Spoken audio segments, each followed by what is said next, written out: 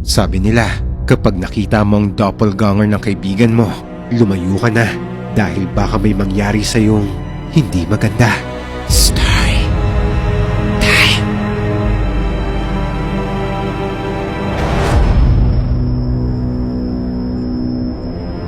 Ako nga pala si Mike. May best friend ako, si Japs. Since high school, magkasama na kami. Sobrang close namin. Yung tipong alam namin yung passcode ng phone ng isa't isa. Hanggang isang Biyernes ng gabi, galing ako sa overtime sa trabaho. Mga 11:30 PM na to. Dumaan muna ako sa isang convenience store malapit sa condo ni Japs sa Quezon City para bumili ng tubig at yosi. Pagpasok ko, nakita ko si Japs dito. Nakatayo siya sa harap ng chiller ng mga drinks. Nakatalikod siya sa akin, pero kilalang kilala ko yung forma niya. Suot niya yung paborito niyang oversized na black hoodie at faded na jeans. Kaya tinawag ko siya nito. Hoy Japs, gising ka pa pala? Hindi siya lumingon nito. Nakatayo lang siya ng tuwid na para bang estatwa. Nai-imagine niyo na ba kung anong itsura niya? Alam niyo ba na pwede nating gawin na mas nakakatakot pa ang itsura niya kapag umarap siya gamit lang ang Dola AI Assistant app? Tama, gamit ang kanilang AI picture creation tool, pwede mong i-turn ang ideas mo into reality. I-type mo lang, gawin mong scary ang face niya. At ayan, nag-create na siya. At boom, may image ka na kagad. Perfecto para sa mga gusto mag-visualize ng stories, designs, o kahit anong trip nyo. Kaya download nyo ng Dola AI Assistant app para makapag-create na rin kayo dahil libre lang to. Hindi siya lumingon nito.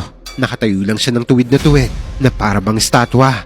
Kaya lumapit ako sa kanya at tinapik ko siya sa balikat. Hoy Japs, okay ka lang? Dahan-dahan siyang lumingon sa akin. Pero nung humarap siya, kinilabutan ako.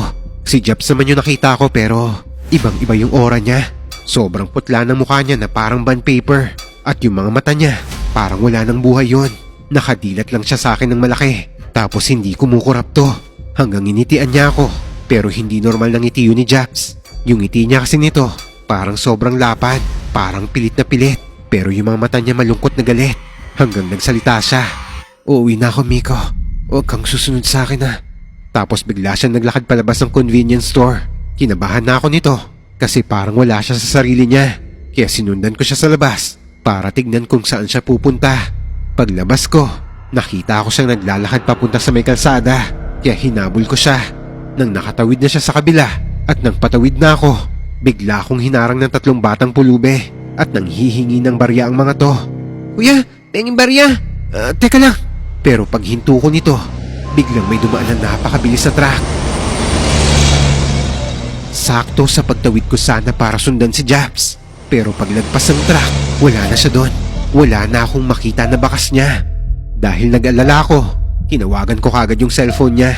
Pero ring lang yun ang ring. Mga 5 beses na pagtawag ko, may sumagot.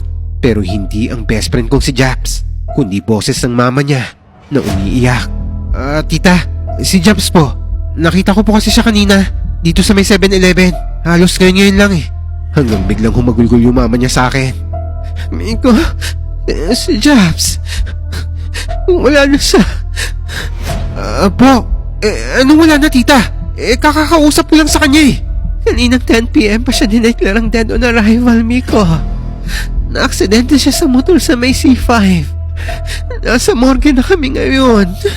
Nanlamig ang buong katawan ko at tinignan ko yung oras sa phone ko.